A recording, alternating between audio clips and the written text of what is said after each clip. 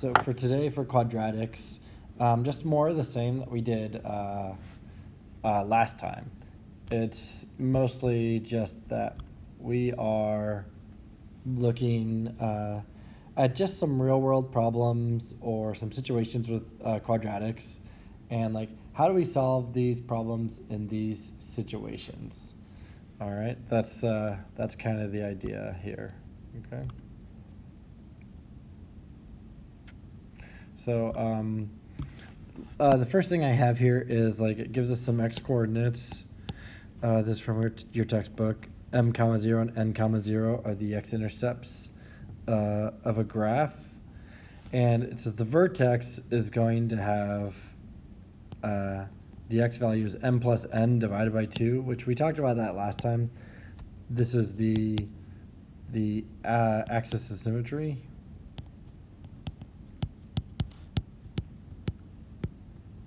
And we talked about that last time from intercept form, how you can do axis of symmetry by adding the two intercepts together and then dividing by 2. All right. And then the y value is literally, you just find that axis of symmetry value. If it's like an equation, it's x equals 3. You plug in 3 for all the x values and you solve for the y value of the vertex. So that's how you could find the vertex. All right. And then today we're just going to have a few different examples. It's literally, I think, examples 5, 6, 7, 8, 9. The first few are a couple real world problems. And then they're just going to ask us like a bunch of different questions. How do we find the intercepts from these problems? How do we find the equation for the axis of symmetry? Find the coordinates, et cetera, et cetera. And then finally with problem 9, the last one, find the equation of the following graph. And it says there are 2 methods you can use to do this on your graphing calculator. So we'll talk about those types of things. All right. So starting with example 5, the side view of a suspension bridge can be modeled by the equation f of x equals, and it's got this big equation where x is the horizontal distance in meters and f of x is the depth in meters. So this is the y value right here on your graph, the depth in meters. All right. So first thing I want you guys to do is go ahead and practice on your graphing calculators today, especially if you're planning on taking the IB exam, graphing calculators. Because we need to figure out how to put minimums and maximums in our graphing calculators, how to find all those values. Sorry, what were you asking, Ashley? I was just saying I like Desmos. It makes it a lot easier. Should we be using that anyway? Desmos is fine if you're not taking the IB exam. I don't care. I think if you're planning on taking the IB exam, I strongly recommend you practicing on your graphing calculator now. If you're not taking the IB exam, then yeah, go ahead and use Desmos. It might be a little easier. But I want you to plot the graph and then change your scale of your window so you can get a good look of the parabola on your scale. Okay.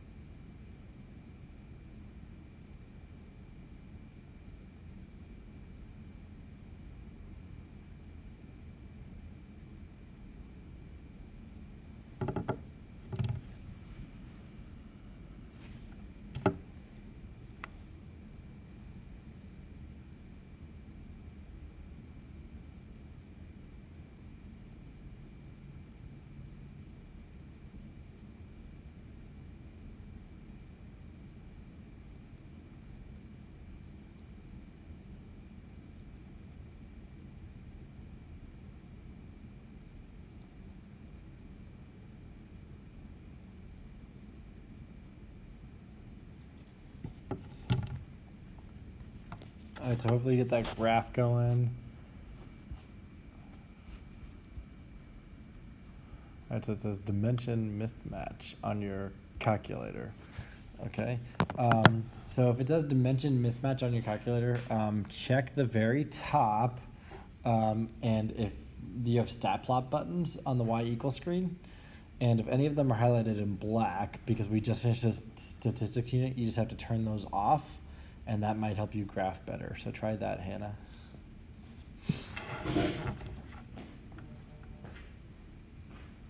Okay, so I already plotted the graph, and then like the y coordinate of the minimum is different than the graph.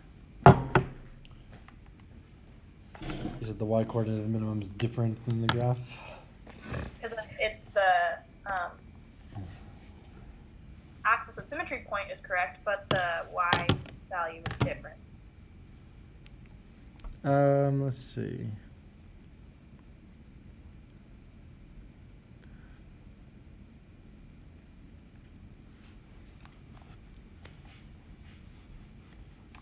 So we should plot the graph, and I think, let's see, we end up getting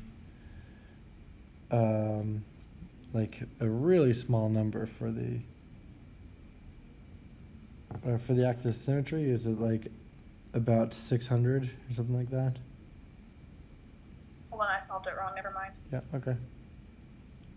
So yeah, what we want to do first, when we plot the graph, we want to identify the x-intercepts on our graph. And if you're using the calculator, if you guys remember correctly, you do second calculate, and you're going to calculate the zeros. Remember, the zeros are the vocabulary for your x-intercepts. So calculate the zeros.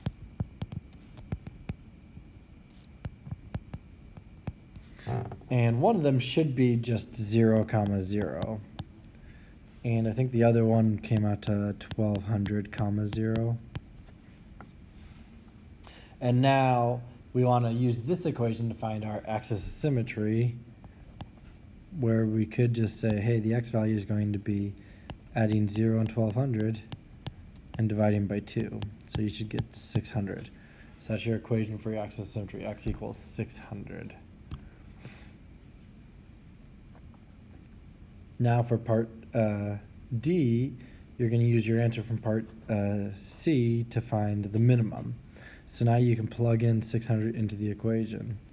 So f of 600 equals this weird number times 600 squared.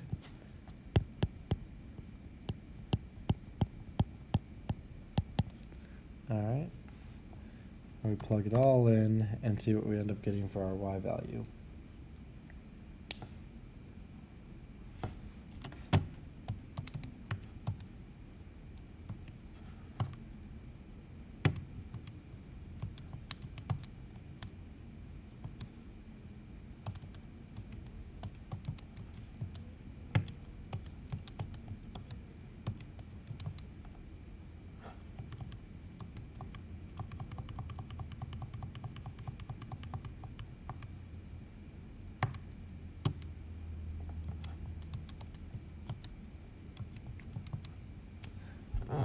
And what do we get for the y value there? Let's see. 0.097.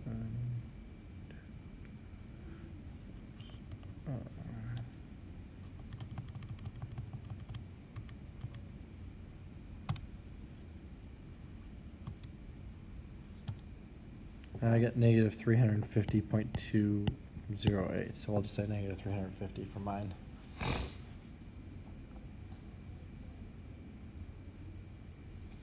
And then describe in the context what this minimum point represents. And they even give you a hint on the minimum point. So you just have to look back on what's the bridge talking about again. It says the y value is the depth. So the minimum point would be like the lowest, it's like the lowest point on the suspension bridge. That's what you would say for your like real world context. So All right, example 6. Now it's Patrick tries to kick a rugby ball over the crossbar of a goal. The feet of the goalposts are 13 meters away from the point where he kicks the ball. The vertical height of the ball is approximately modeled by this function, where x is the horizontal distance of the ball from the point where it is kicked. Find the maximum height of the ball. So f of x is representing our height.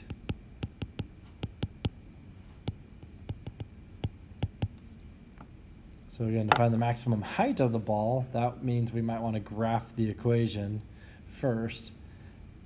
And you could look for the maximum on the equation, or you could find the intercepts and then calculate the equation as well.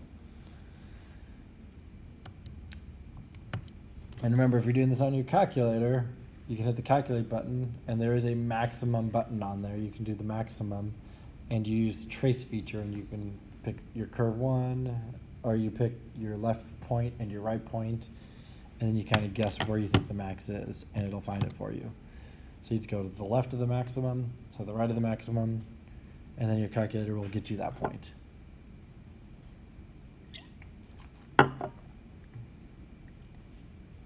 This is really the big idea here with these quadratic functions. It's just, how do I deal with them? That's really what this course is about.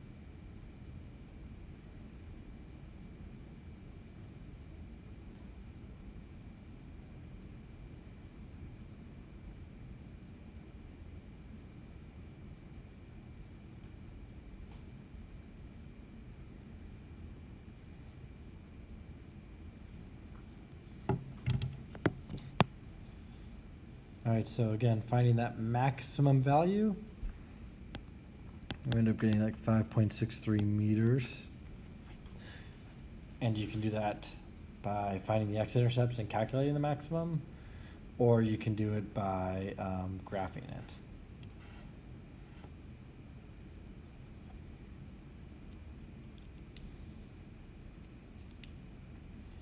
Then find the coordinates of the y-intercept. Okay.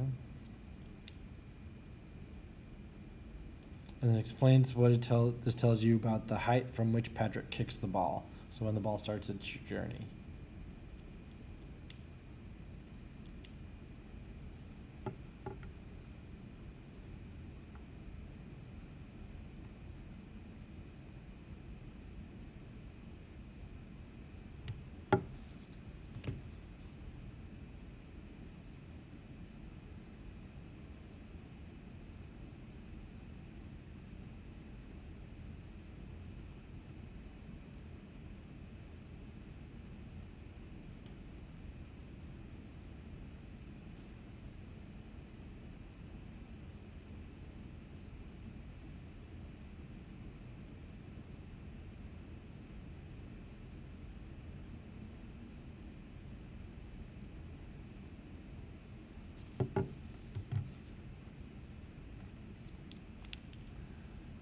All right, so the y-intercept, I think it came out to just 0, 0, right? It's just at that intersection. So what this is saying is, and that makes sense, right? It's a horizontal distance right when it's at his feet, and he's kicking it from the ground. That's what this sank at 0 means. So Patrick is kicking the ball from the ground.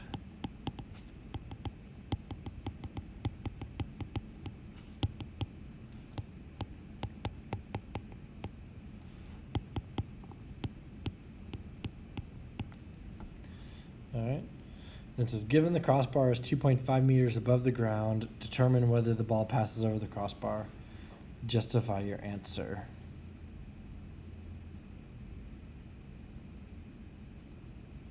Okay, so it's going to be 2.5 meters above the ground. And we also know it's 13 meters away. That was given to us at the very beginning. So right here, 13 meters away.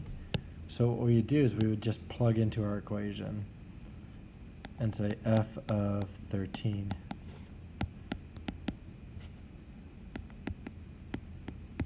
All right, so it's again figuring out what the question's asking me. How can I solve this? You can look at your graph. You can look at it graphically and look for 13. Graph the line y equals 13 and see if the ball is above 2.5 at that point. All right, that's kind of what we're trying to figure out. This is going to be above 2.5 at this point.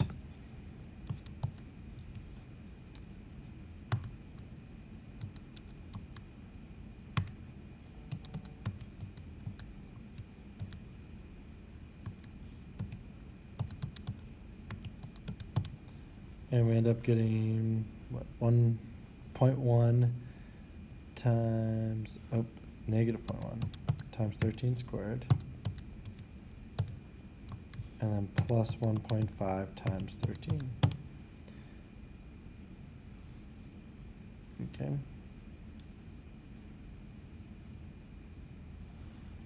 And I end up getting 2.6. So that is bigger than 2.5.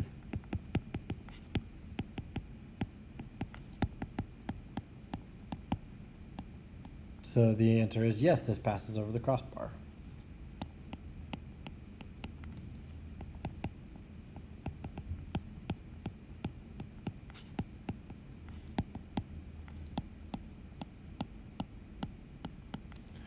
All right, so as far as calculator instructions, it's really hard for me to show you that on my screen here. I can describe it to you, but the example 6 in your textbook does actually have a calculator example. So I put that on the Canvas page for you.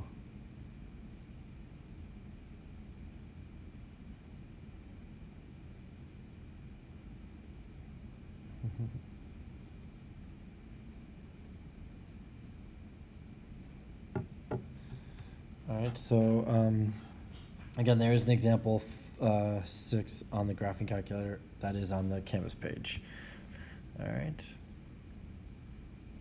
And that's what all these problems are today. Really, that's what quadratics is for this course.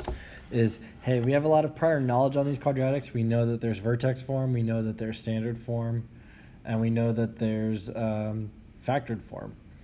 Now, we just have to remember, what does each one tell us about the equation, and how can we use that prior knowledge to help us solve these types of problems?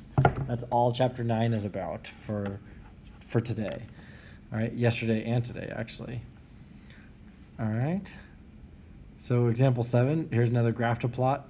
It's in factored form. So before I even plot it, I can tell you that I can do parts B, C, and D. It says, you may use the graphing calculator to check your answer. And whenever you see wording like that, that means you want to show your work. So like when it says find the x-intercepts, this is in factored form, so that's going to help me a lot right there at the beginning. What do you do with that little 4? Like, doesn't that would change it? Ah, yes. So what the 4 does is it stretches the graph vertically, but it's not going to change where the intercepts are. Okay. So the intercepts should be in the same place. Mm-hmm. It just gets smaller or gets skinnier by a factor of 4. Yeah, it's going to stretch out 4 times taller than normal. All right. But the x-intercepts, we would say, oh, we have this factor at x minus 5 equals 0, and a factor at x plus 3 equals 0. So if I add 5 to both sides, I get an x equals 5 as a 0. Subtract 3 from both sides, I get x equals negative 3 as a 0. So those are my 2 zeros for this equation.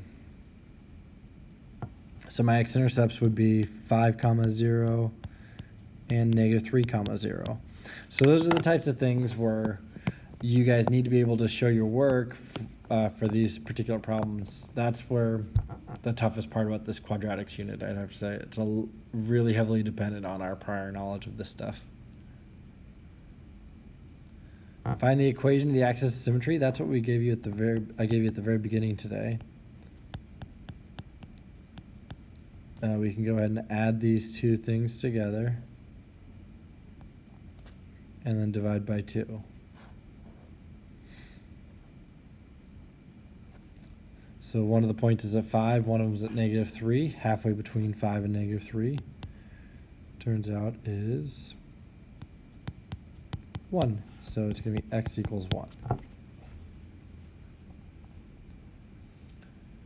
And then the last part, find the coordinates of the vertex. So this is where we'd say, okay, the vertex itself. Now I want to plug in that axis of symmetry value into the entire equation.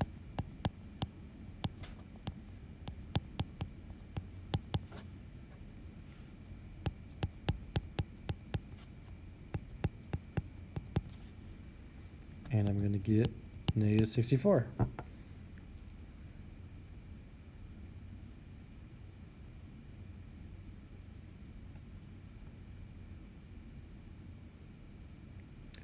All right, so this coordinate of the vertex is going to be 1, -64. That's problem 7. And then I can just, again, double check all of these on the calculator. So you got to be able to, on the IB exam, show your work, then double check. All right. And if we do an assessment on this, that's what I'd expect from you guys too.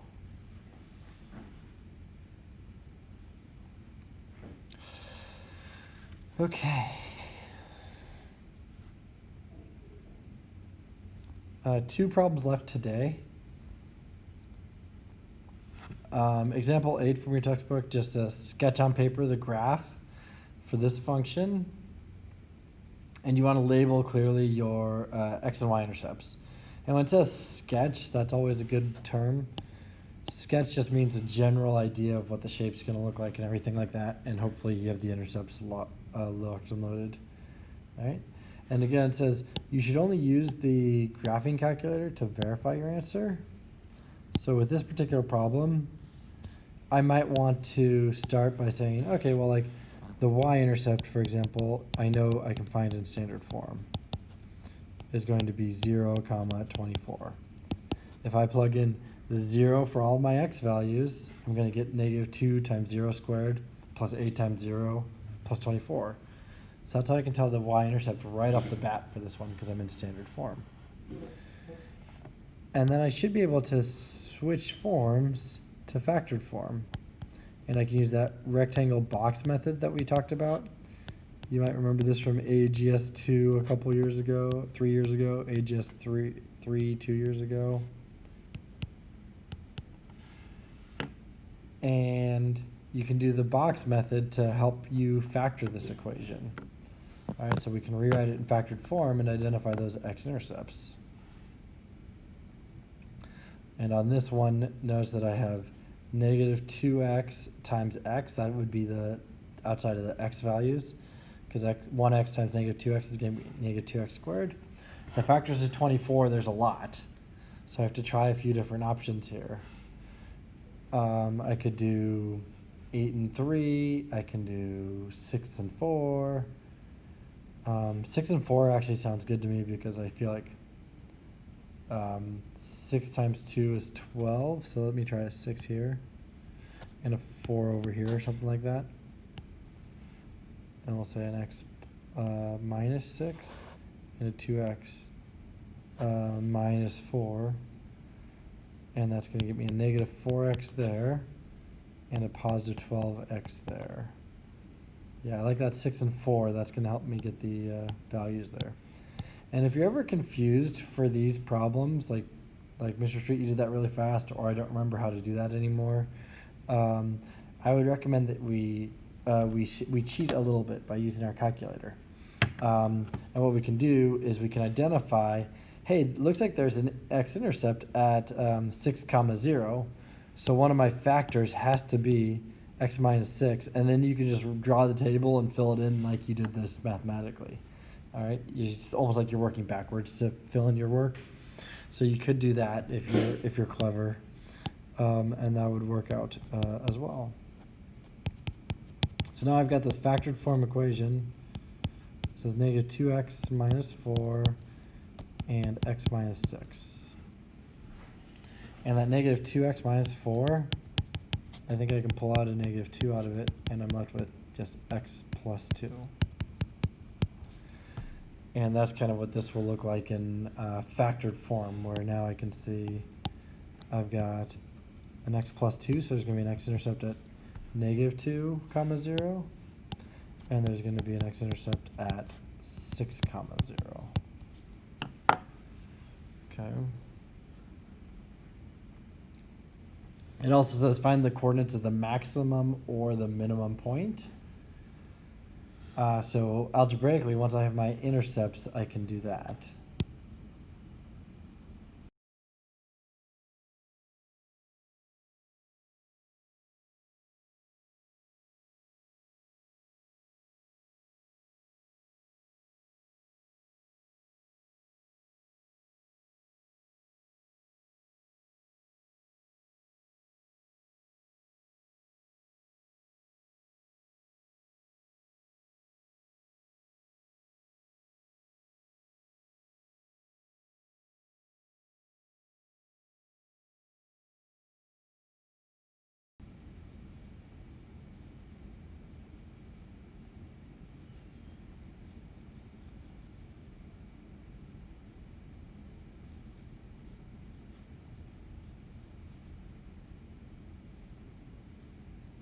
So then for to find the maximum or minimum point, we put in we use like the vertex. We plug 2 in for everything. Exactly. Like f of 2.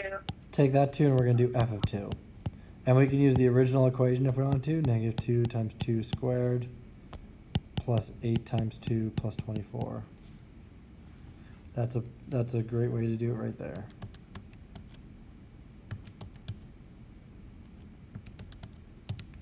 And we end up getting f of 2 equals 32. All right, so there's our ordered pair. So yeah, this is just a lot of review for us. A lot of review. Okay.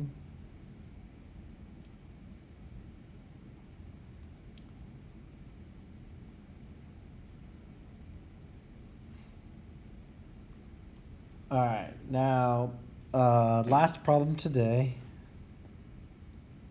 I want to look at doing this graph type problem. I'm going to give you 3 of these on the homework where you have to write an equation from the graph.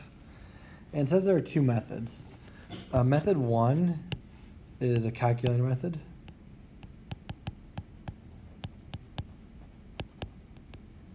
You can do a system of equations in your calculator.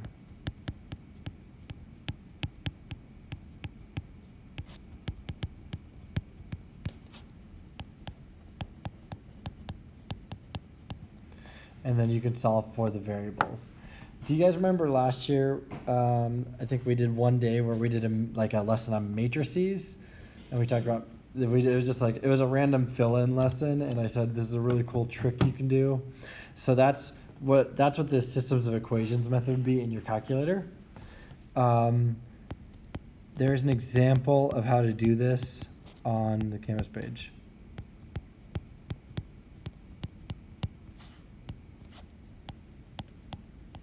That's the first method.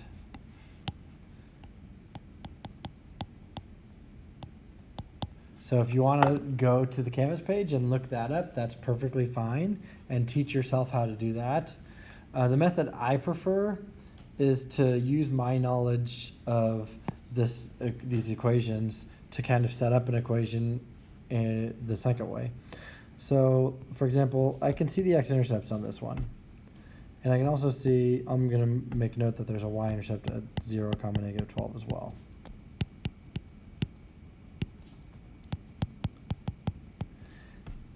So now the equation is going to be f of x equals a, we always have an a value, times x plus 4 times x minus 2.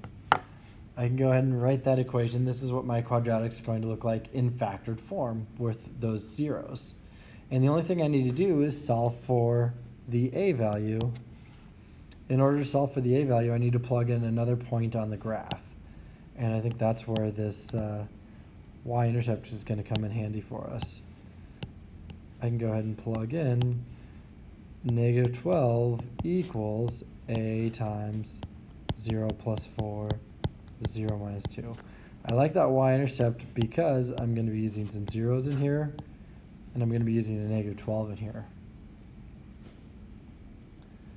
So, like I said, method 1, there is a calculator method, and it's going to have you put 3 separate equations in using 3 different points from your graph, and then you're going to solve for a, b, and c in standard form. Or you can do it this way, and I think this is going to be a little faster, honestly, doing it by hand, if I can identify those x-intercepts. So now I have this negative 12 equals 4 times negative 2 is going to be negative 8a. I divide both sides by negative 8, and I get a equals 3/2. All right, and that would be my final part of the problem. Just plug in for a. 3 over 2 times x plus 4 times x minus 2. And if you wanted to put that back into standard form, you can just multiply it all out.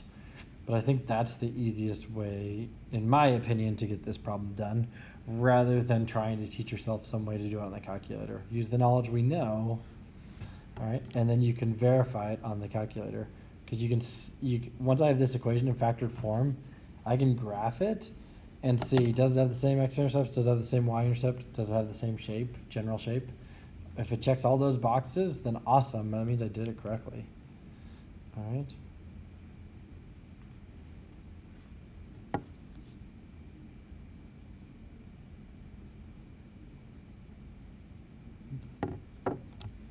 All right, and that covers